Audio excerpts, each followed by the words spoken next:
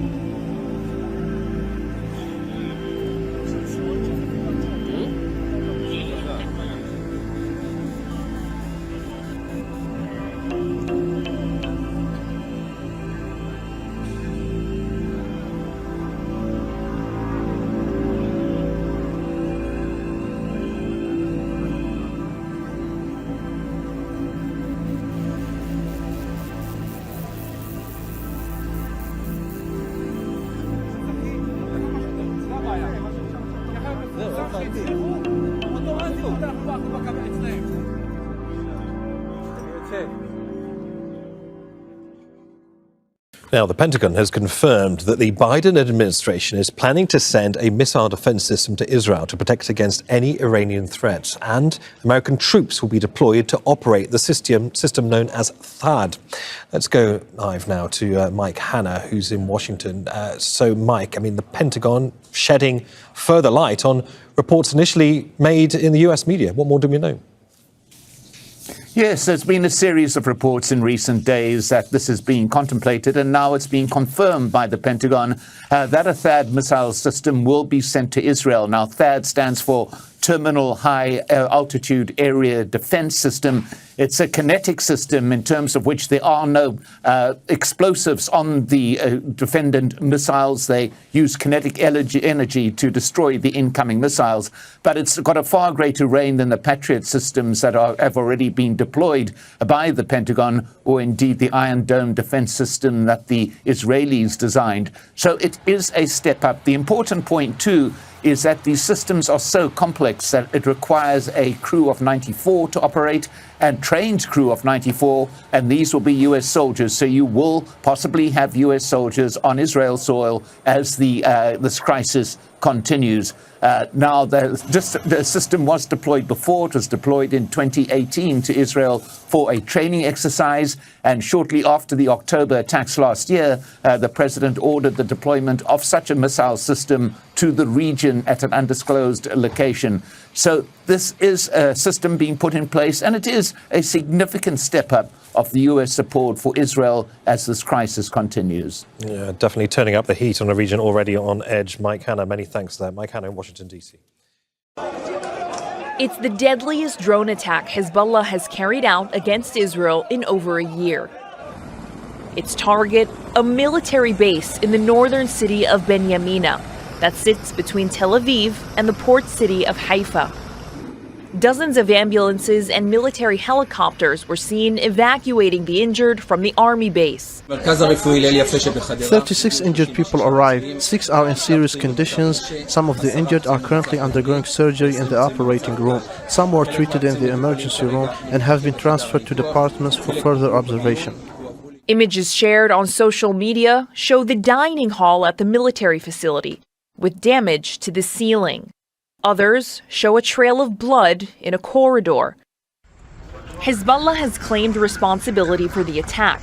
The Lebanese group says it launched a squadron of drones targeting the Israeli army's Golani brigade An elite army unit that's been at the forefront of Israel's wars in Gaza, the occupied West Bank, and Lebanon. And now, questions among the Israeli security establishment as to how this drone went undetected and bypassed all air defense sensors. Advantage of using drones is that they are very small, they fly very low. They're not detected by systems that are designed for rockets or missiles, such as Iron Dome or Patriot or Arrow. So it's a little bit of a surprise to me that we haven't seen this sort of thing before. The attack came hours after Israeli Defense Minister Yoav Gallant entered the Lebanese territory on Sunday, saying Israel will never allow Hezbollah to reestablish its presence along the border and will continue to attack all across Lebanon until that goal is achieved.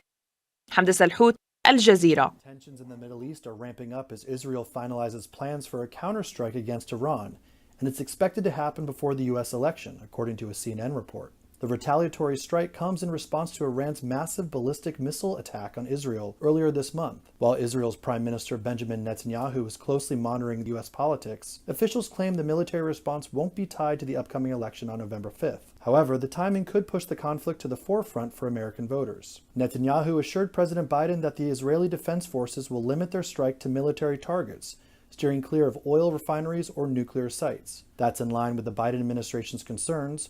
Washington has warned that hitting those locations could trigger an all-out war across the region. Israel is under pressure from neighboring Middle Eastern countries too, as they fear targeting Iran's oil fields could lead to surging oil prices, something that could complicate Vice President Kamala Harris's election bid, as higher gas prices tend to reflect poorly on the party in power. Meanwhile, the humanitarian crisis in Gaza is becoming a hot-button issue among young Democratic voters. According to the Hamas-run Gaza Health Ministry, around 42,000 Palestinians have died over the past year. However, the numbers don't distinguish between civilians and militants, fueling the political debate. With mounting pressure from within the Democratic Party, Secretary of State Anthony Blinken and Defense Secretary Lloyd Austin recently penned a letter warning that U.S. military aid to Israel could be paused if humanitarian aid to Gaza isn't increased. But notably, neither President Biden nor Vice President Harris signed that letter.